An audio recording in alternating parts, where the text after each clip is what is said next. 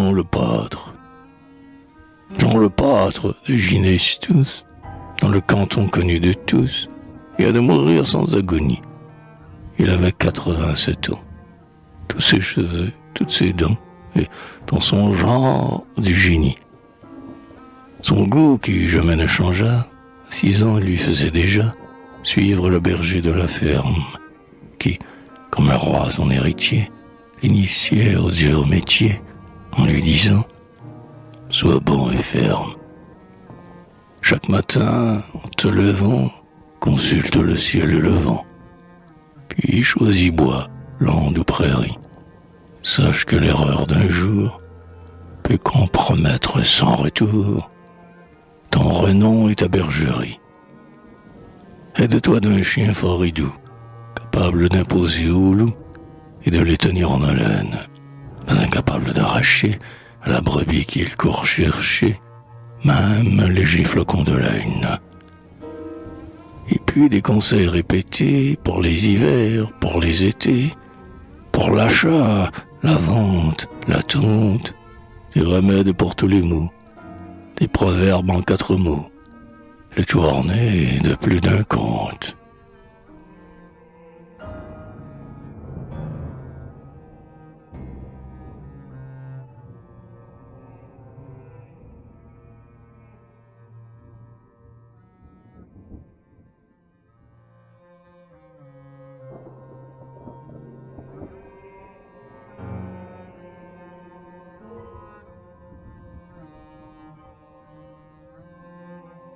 Vers ces temps, le vieux magister, ce gars ivre de grand air, voulut en vain montrer ses lettres.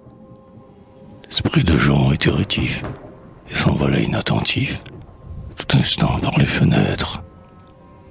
Bête il est, bête il sera, dit ton père qui sacra dans le premier vent de colère.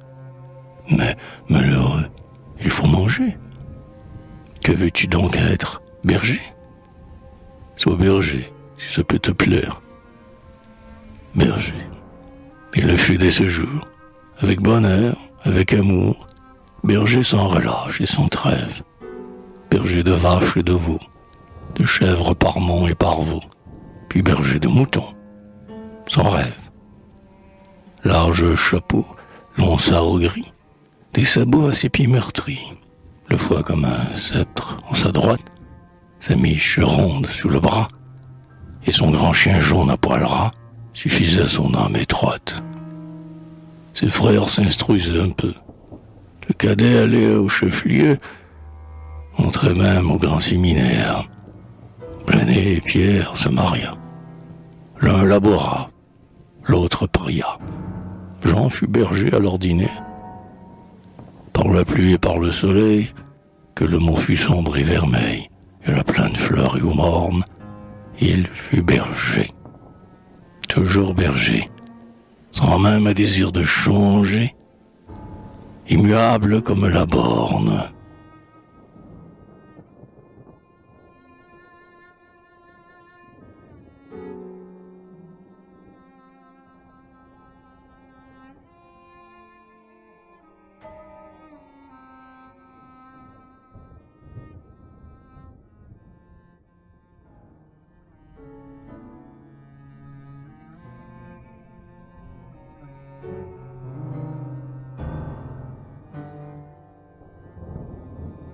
Le jour qu'il eut éteint 20 ans, il se troubla quelques instants, en avançant sa main vers l'urne.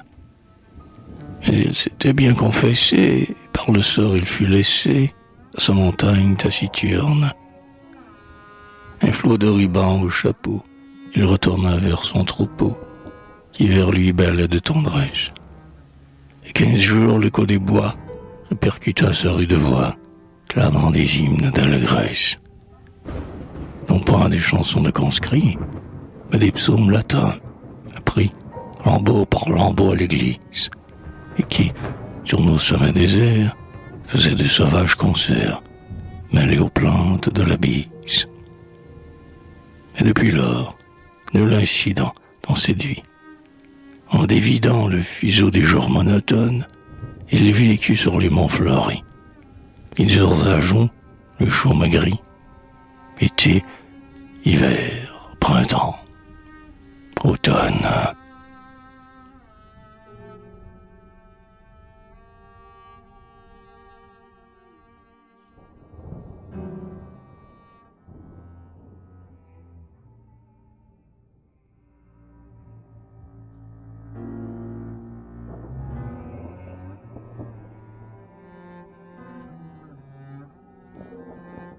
Connut-il l'amour? C'était rien. Personne n'en sut jamais rien. On dit que sous sa limousine, quand l'automne élevait la voix, venait s'abriter quelquefois une pastorelle voisine. Mais comme, bien que tendre et doux, il ne leur parlait que de loups, de chiens, de brebis et de chèvres, qu'il était gauche et primitif, et jamais d'un baiser furtif n'effleurait leurs yeux ni leurs lèvres. Elle avait tout laissé, le cœur peut-être au fond blessé, mais sans en rien faire paraître, se guérissant à sa façon d'un rosaire ou d'une chanson, et ne comptant son mal qu'au prêtre.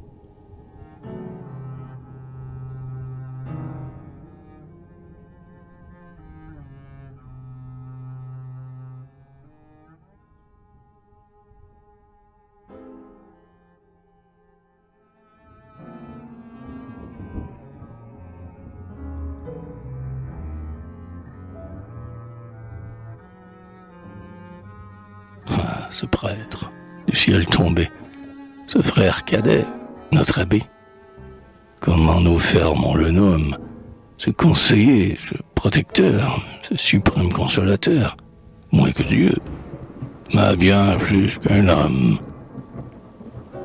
De quelle ferveur l'entourait Jean le pâtre. Et comme il pleurait d'amour quand, selon sa promesse, s'en vint le nouveau tonsuré à la place du vieux curé, dans la paroisse chantait messe.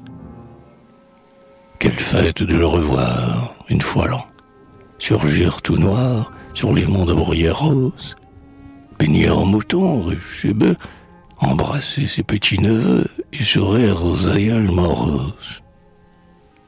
Puis repartir, disant à Jean, « Il faut que je sois diligent. Quand tu dors trop, ton troupeau belle, frère. Je suis berger aussi, un troupeau qui paie loin d'ici, qui craint les loups et me rappelle. Et l'abbé fouettait ses juments. Et Jean, mélancoliquement, s'en retournait parmi ses ouailles, qu'il accueillait avec des bons, des bêlements joyeux et bons, et des carillons de sonnailles.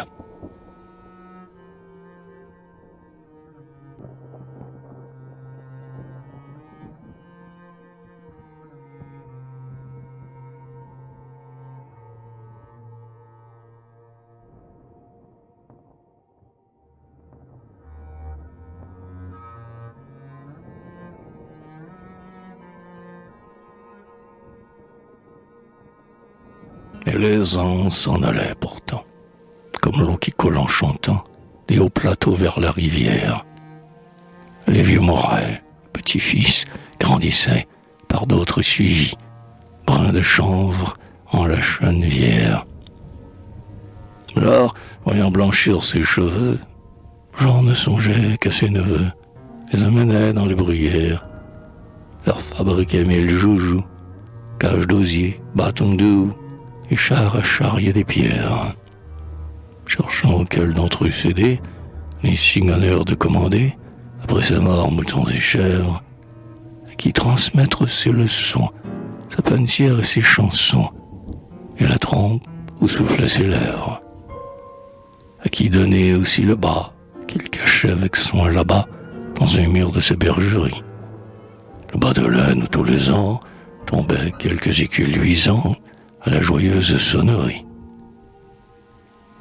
À qui donner son chien l'abri, et sa canardière et l'abri qui s'était creusé sous la table, d'un vieux dolmen à casse maté, bien chaud l'hiver, bien frais l'été, malgré son aspect redoutable.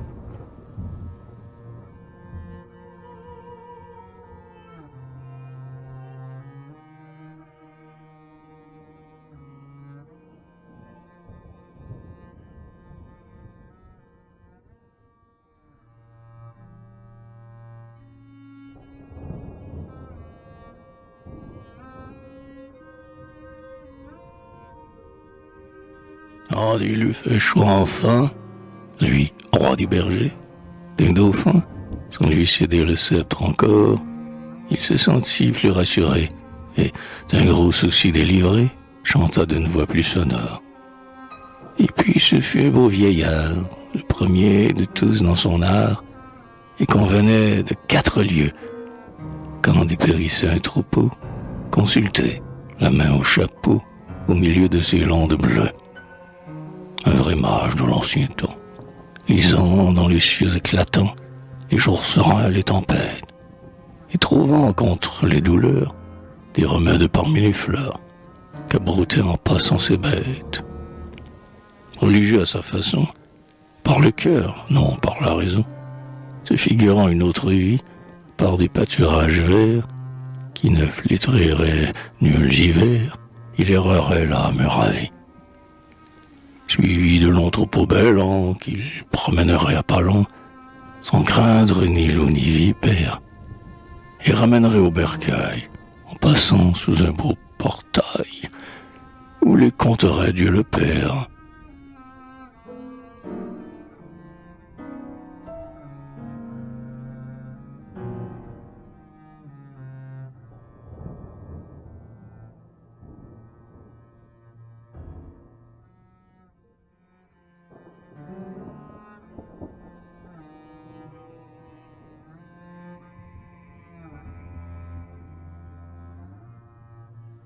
Mais, comme un soir, il s'absorbait dans ce rêve, à l'heure où tombait une nuit de léger voile, son regard soudain se troubla, et sa belle âme s'envola, sans un effort vers les étoiles.